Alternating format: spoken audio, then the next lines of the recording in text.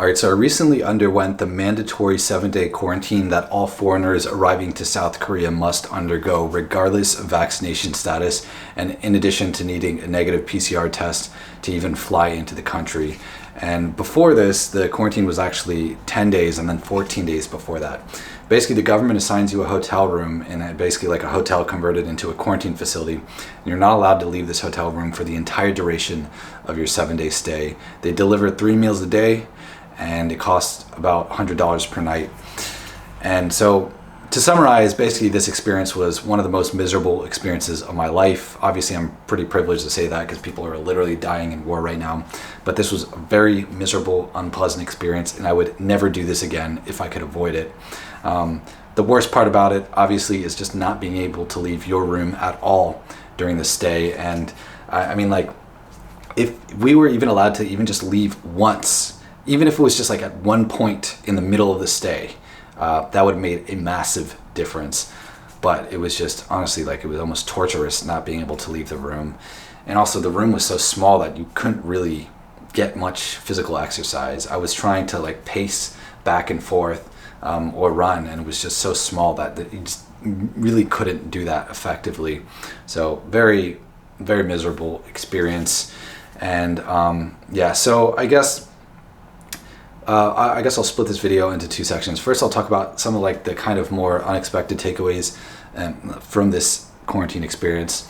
And then the second part, I'll just talk about my recommendations to the Korean government for how to make this quarantine better and more humane. Because honestly, I feel like it's very inhumane. I mean, before I arrived to this quarantine, I joked to a friend that I'm basically going to prison. And he said that no, this is actually worse than prison, because at least in prison, you can leave your cell every now and then, go outside, get some exercise, go to the cafeteria and socialize with other inmates. This was basically solitary confinement. And I think it's extraordinarily damaging to one's health, both physically and psychologically and mentally. And I think governments need to take the side effects of this more into account, because it's fine to want to contain COVID as much as possible, but you have to factor in the negative, harmful consequences of coronavirus. And there's no reason that they couldn't allow us to leave the room, even just once during the entire 7 days of the stay, especially factoring in that this hotel, there was a giant empty park right next to this quarantine facility. There's no reason we couldn't have been allowed to go there, supervise, and just like run around, get some exercise. And ideally, this quarantine facility would have been in nature, so that you could easily just leave your little room and go outside and just be in nature and still maintain the social distancing. And because COVID just really doesn't transmit well outside, especially when you're socially distanced. Make us wear bodysuits if you want, but that would have been much more pleasant to have like some kind of nature retreat instead of just being trapped in solitary confinement in a hotel room. And it's clear that they made no effort to try to make this experience humane, because otherwise they would have allowed people to leave their room, even if at staggered times, even if just to go to a hallway on an empty floor or to a common area, again at staggered times. They didn't allow that because they're not really factoring in the quality of the people who have to go through the quarantine, and not just the quality of life, but just their psychological and physical well-being, because it's really unhealthy not being able to move for such a long period of time. And I was really angry, honestly. Just really angry, and I really don't see any benefit to this quarantine. Again, I would never do this again. So from the perspective of somebody who's about to undergo this. By the way, they're going to remove this quarantine requirement in a couple of days for those who are fully vaccinated. So if you're fully, honestly, like if you're not fully vaccinated and you need to go to South Korea, I would recommend just getting that full vaccination just so you can avoid this quarantine. Like that's how terrible I thought this was. But if you have no choice, you have to undergo the quarantine. Then these were kind of like the more unexpected takeaways for me. So one was I wasn't as productive as I thought I would be. I thought that I would at least be able to get a lot of work done, but turns out I didn't really get much done for my day job. And I think this was because I was miserable. And when you're miserable, it's actually hard to get yourself to be productive. Because I thought like, okay, if I'm this miserable, I might as well just enjoy myself. And for me, maybe I'm dependent on being able to reset myself, like to go for a walk, for example, to clear my mind when I find myself being unproductive. But it was very hard to get myself to do my day job. And I'm the type, I've been working remotely for 3 years. Actually, in general, it's actually often hard for me to get any work done in my apartment for my day job. For me, I find myself much more productive and happier when I leave my apartment and go work in a coffee shop or a co-working space. But when you're trapped in a hotel room for 7 days, that's not an option. And so, yeah, I was pretty disappointed that it was much more difficult for me to get my work done than expected. Now, maybe it would have been better if I had like some side project that I was really passionate about working on, and it just required like a lot of hours of just grinding out before I had arrived to this quarantine facility. But I didn't really have like such a project like that. And so, yeah, it was just not as productive as I expected. The other kind of negative of this quarantine was that I kind of got addicted to like some of this like dopamine addiction rabbit hole kind of thing, like of refreshing social media feeds constantly, like Reddit, YouTube, that sort of thing, like checking your phone and instant messages for new messages from your friends and stuff like that. Normally I'm really good at like stopping myself from that, but because I was so bored that like I would just find myself like really like looking for that dopamine high. And then also porn. Like I hadn't watched porn in like 3+ months, but I was just so bored that I watched it, and that became like a daily habit. And just thankfully it's been a couple weeks now since I've been released from quarantine, and like I've cut that out again. But it just goes to show, like when you're just like in solitary confinement and you have nothing else to do but stare at a screen basically, then it's so easy to fall into these really useless and destructive like dopamine addiction habits.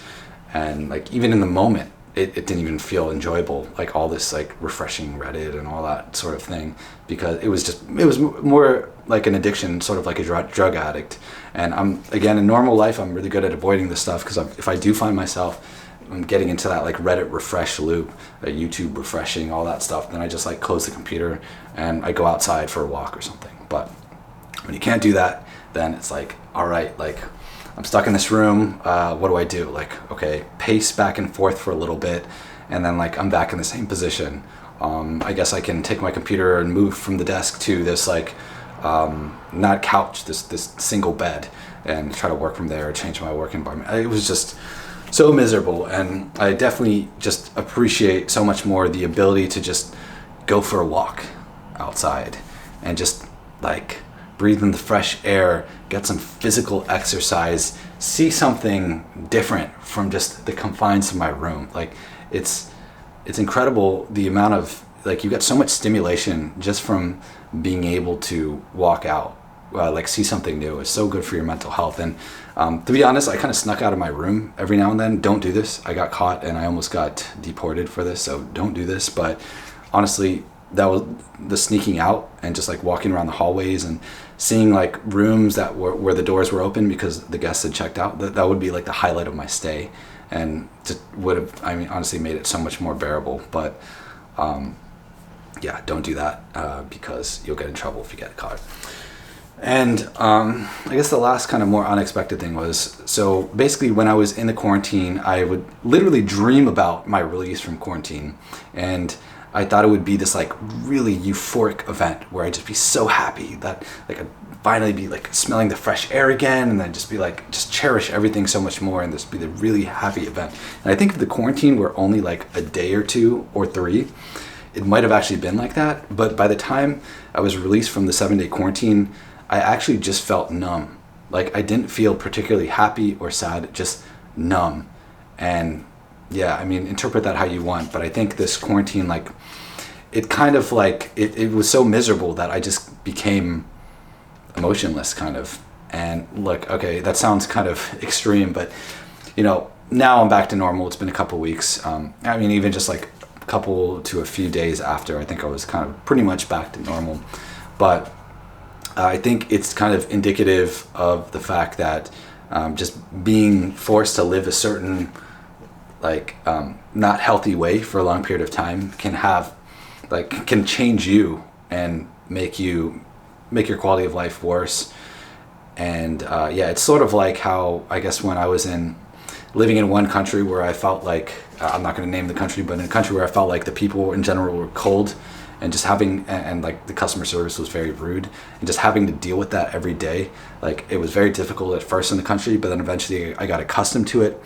But then when I left to a neighboring country where everybody was happy, like, or at least normal, just like they are like in most of the Western world, I felt like stiff at first. Like like somehow my personality had been like constrained, and I just become stiff, not smiling as much, kind of not being as social. And then I realized that, oh, actually, like the environment I was in before that, it actually changed me. And so similarly, I think the quarantine kind of does change you, but I don't want to scare you too much, because just 7-day quarantine, you will get back to normal and you'll be fine. You're not going to be like traumatized permanently or anything from it. And also, I've also realized, like, again, like your brain like sheds kind of like a lot of the negative memories. So like if I were to look back at my quarantine now, it can feel like, oh yeah, like, you know, it was fine. Like, yeah, we got through it. Like I don't have any like trauma from it, or like I don't have like the negative memories stored in my brain. And because I think our brain sheds that. But because when I was in the quarantine, I made a conscious effort to remember and like detail the severe, like, this anger and misery that I felt. I know that it was very miserable. And this is similar to school. Like when I was in high school, I hated having to do all these pointless homework assignments, having to study for this stuff, like take these classes I didn't care about and didn't find any value in, to being chronically sleep deprived all the time because you had to get in at like 7 a.m. or whatever. It was just, I felt like the system was so unjust and it needed to change, and I vowed to never forget the pain that I experienced having to go through this high school. But if I didn't do that, it would be easy for me, like over a decade later, to just look back at high school and think like, yeah, it wasn't that bad. You know, I had some friends, and there's some fun moments, because you kind of just shed all the boring, negative details and just remember kind of the positives, because your brain can only store so much. But because I made a conscious effort to remember that pain, I do remember it. So that's why I think a lot of people who look back at the quarantine, they might say like, oh yeah, it was actually fine, when in reality it was miserable, but you just kind of forget it.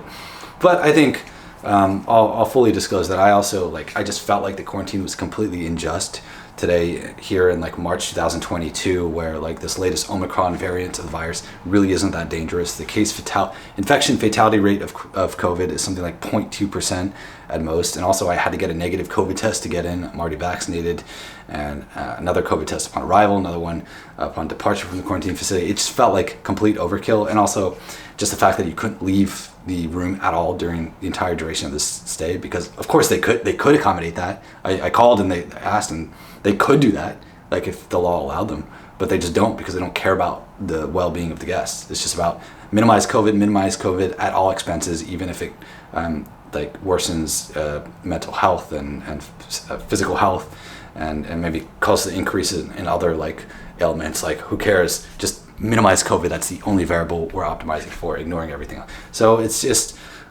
this injustice of it, knowing that it was unjust, just made it much harder probably to mentally go through.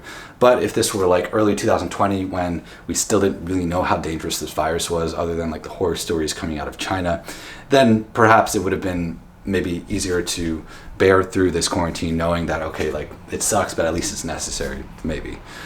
So yeah, that was my quarantine experience. Again, very miserable experience. I would never go through it if I could avoid it. Korea is thankfully getting rid of this quarantine requirement for fully vaccinated travelers in a couple days. So if you're not fully vaccinated and need to go to Korea, highly recommend just getting the full vaccination and then going.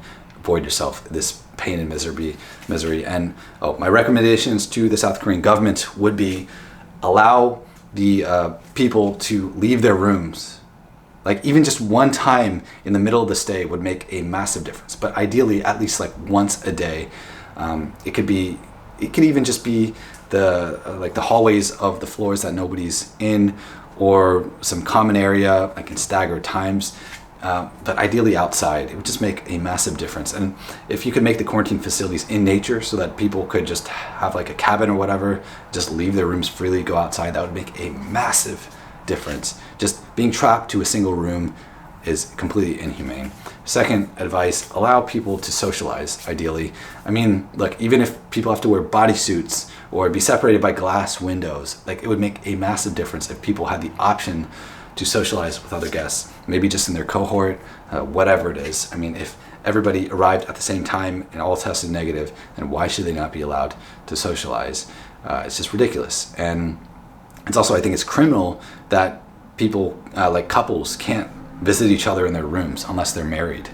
I mean, like, if a couple arrived to Korea at the same time, why the hell should they not be allowed to visit each other in their quarantine facilities?